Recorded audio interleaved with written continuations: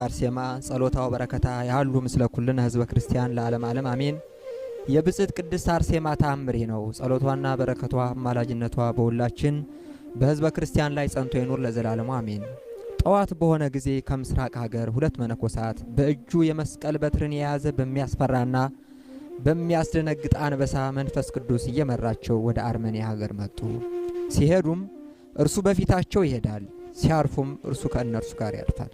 ሌላ አንበሳ ያስደነግጣቸው ዘንድ በመጣ ጊዜ እርሱ ይረዳቸዋል፣ ያድናቸውማል፣ በበትረ መስቀልም ያሻሻቸዋል።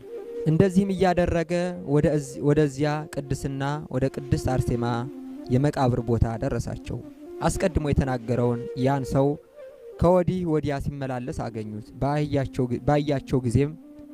ባያቸው ጊዜም በፊታቸው ሰገደ። እርስ በርሳቸውም በተቀደሰ ሰላም ተባባሉ።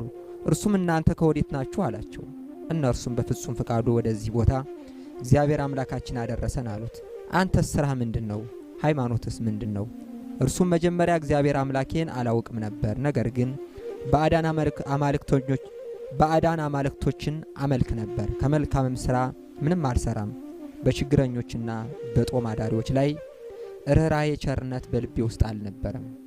ነገር ግን የምህረት ባህርና የትዕግስት ተራራ እግዚአብሔር ፈጽሞ ማረኝ ይቅርም አለኝ። እስከዚህችም ቀን አደረሰኝ። የደረሰበትን ሁሉ ከመጀመሪያው እስከ መጨረሻው ብዙ ነገራቸው። እነዚያም መነኮሳት በሰሙ ጊዜ የእግዚአብሔርን ልዕልና አደነቁ። በሃይማኖት ባለ በዚያ ፍጹም አላዋቂ ሰው ላይ ገናና ተአምሩን ስለገለጠ ፈጽሞ ተደነቁ። ከዚያም በኋላ የቀናች የሃይማኖት ነገርንና የተለየች የምንኩስናን ሥራ አስተማሩት። ከጥቂት ቀናት በኋላ የመላእክትን አስኬማ ለበሱት፣ የትዕግስትን ባለቤት ሆነ። በዚያም የመነኮሳት ቤቶች ሰሩ፣ በእጃቸውም ሥራ ኖሩ። በብጽዕት ቅድስት አርሴማ በቅድስት አትናስያ በ27ቱ ሰማዕታትም ስም ቤተ ክርስቲያን አነጹ። አህዮችና ግመሎች ለደብሩ አገልጋዮች እንዲጫኑ አደረጓቸው። በዚያም የመነኮሳት ቤቶች ሰሩ፣ በእጃቸውም ሥራ ኖሩ።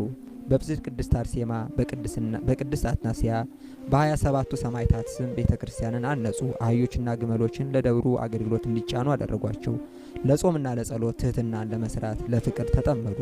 በዚያም ገዳም ውስጥ መነኮሳት በዙ።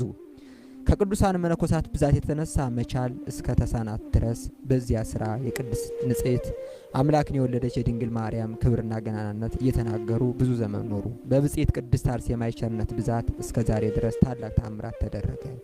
ጸሎቷና በረከቷ የሰማዕቷ የቅድስት አርሴማ ምልጃ አይለየን ለዘላለሙ አሜን።